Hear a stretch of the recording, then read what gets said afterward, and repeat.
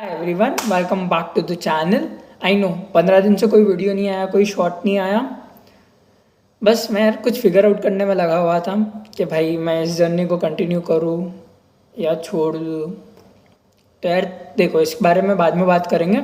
फ़िलहाल जो है ये वीडियो मैंने इसलिए बनाई है बेसिकली कि मैं इसमें बात करने वाला हूँ जो एक सी ए स्टूडेंट की फ्रिक्वेंटली मेड मिस्टेक्स होती है ना, उसके बारे में। सबसे पहले तो ये कि भाई सेल्फ स्टडी को बहुत कम टाइम देना, खुद से क्वेश्चन सॉल्व नहीं करना। टीचर ने करवा दिया, ठीक है, अपन ने कॉपी में लिख दिया, वापस उस क्वेश्चन को रिव्यू नहीं करना। ठीक है। फिर अगर टीचर ने कोई थ्योरेटिकल में अगर जैसे कि लॉ है, उसमें अगर जैसे कि आज 5 सेक्शन पढ़ा है तो सेम डे बस 5 सेक्शन पढ़ना नहीं, जब टेस्ट होगा तब देख लेंगे। फिर तब होता है कि भाई चीज़ें याद नहीं आ रही है, वापस से जाओ फटाफट रिवीजन लेक्चर्स देखो। तो यार वो चीज़ जो है थोड़ी सी मिसमैच कहीं ना कहीं कई बार हो जाती है। दूसरा ये कि ना, टीचर के ऊपर ज़्यादा रिलाय करना कि भाई टीचर ने करवाया होगा, ठीक ही है। बट ओवर द टाइम मैंने एक चीज़ रियलाइज़ ज़रूर कर दी है कि टीचर का जो एक रोल होता है ना, वो तो या तो 20 to 30% ये रह जाता है, बाकी 70 to 75% अपना रोल है। अपन उसको डेली रिवाइज कर रहे हैं कि नहीं कर रहे हैं, संडे को उसको जो पूरे वीक में रिवाइज किया है वो कर रहे हैं कि नहीं कर रहे हैं, मंथ एंड पे पूरे महीने में जो रिवाइज मतलब जो पढ़ा है उसको रिवाइज कर रहे हैं या नहीं कर रहे। तो कहीं ना कहीं ये होती है। फिर एट द एंड होता ये है कि ना, अगर अपन फेल होते हैं ना तो अपन सीधा टीचर को ब्लेम करते हैं, पर ये नहीं देखते कि सेम टीचर से अगर अपना कोई फ्रेंड पढ़ रहा है, अगर वो पास हो गया है तो वो क्यों हुआ, उसने क्या किया, एंड अपन ने वो चीज़ क्यों नहीं की। दूसरा, ICI मेट, मैं ये मानता हूँ कि ICI मेट इज़ द बेस्ट ऑप्शन जिसको अपन गो थ्रू कर सकते हैं। उसमें सारी चीज़ें आई नो बहुत ज़्यादा डिटेल में है, और कई बार ये होता है कि यार ये थ्योरी कौन पढ़ेगा, क्यों पढ़नी है ये थ्योरी। तो ये इस और दूसरा ब्लैक एंड वाइट ICI के मॉड्यूल्स, अगर कलरफुल होते ना तो कहीं ना कहीं जो है बच्चे को और अच्छे से पढ़ना उसे पसंद आता।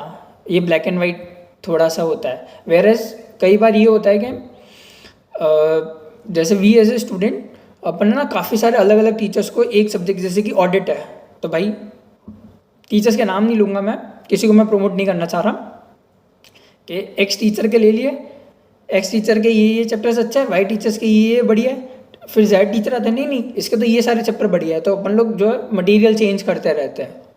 तो उस वजह से ये होता है कि भाई अपन खुद एट द एंड कन्फ्यूज हो जाते हैं कि भाई पढ़े तो पढ़े किससे, मटेरियल इतना सारा है, और फिर होता वही है, रिजल्ट फेल हो जाता है यार। फिर साइकिल अटेम्प्ट चलता ही जाता है। फिर कई बार ये होता है कि भाई आपकी प्रिपरेशन नहीं है दोनों ग्रुप की, बट जो उसके साथ में दोस्त दे रहा है, मैं भी दोनों ग्रुप दूंगा या दूंगी। ठीक है, कई बार ये भी चीज़ हो जाती है।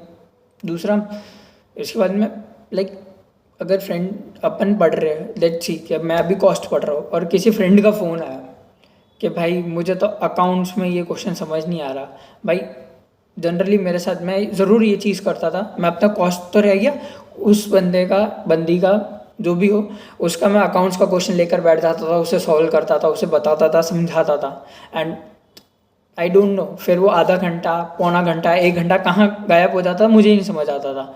And then I was like, ठीक है यार, 2 घंटे पढ़ लिया कॉस्ट, अभी कुछ नहीं, अभी 10-15 मिनट का ब्रेक।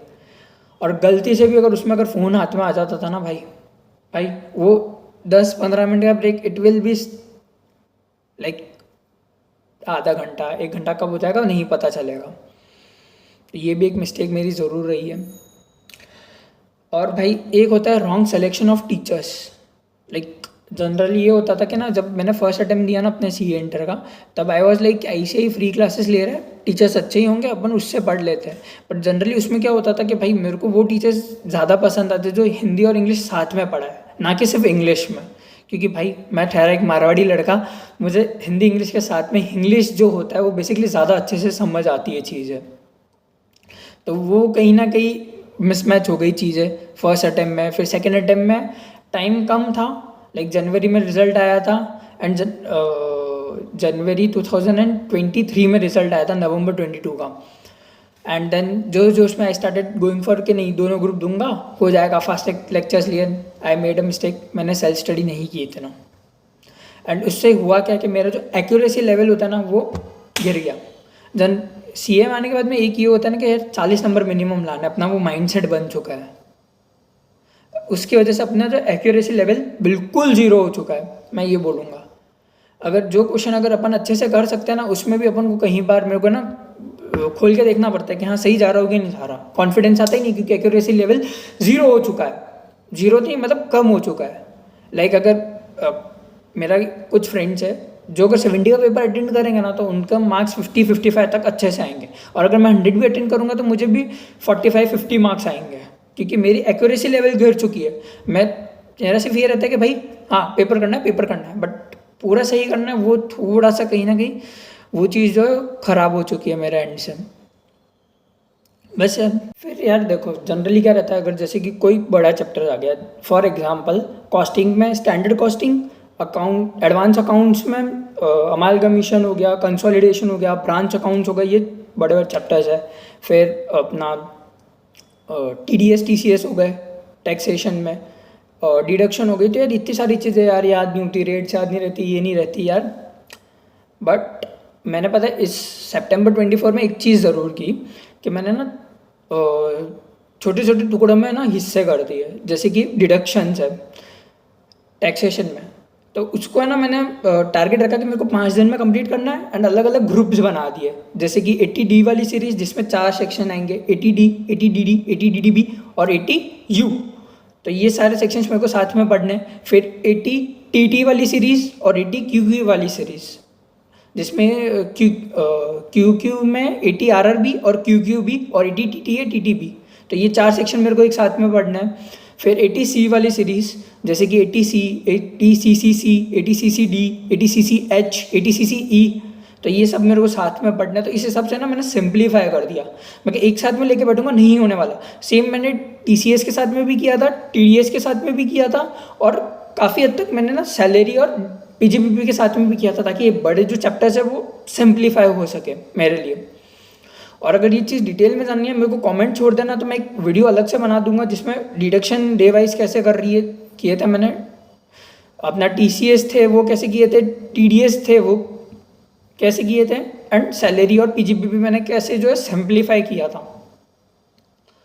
बस यार इस वीडियो में तो इतना ही था। Bye and have a nice day. Bye.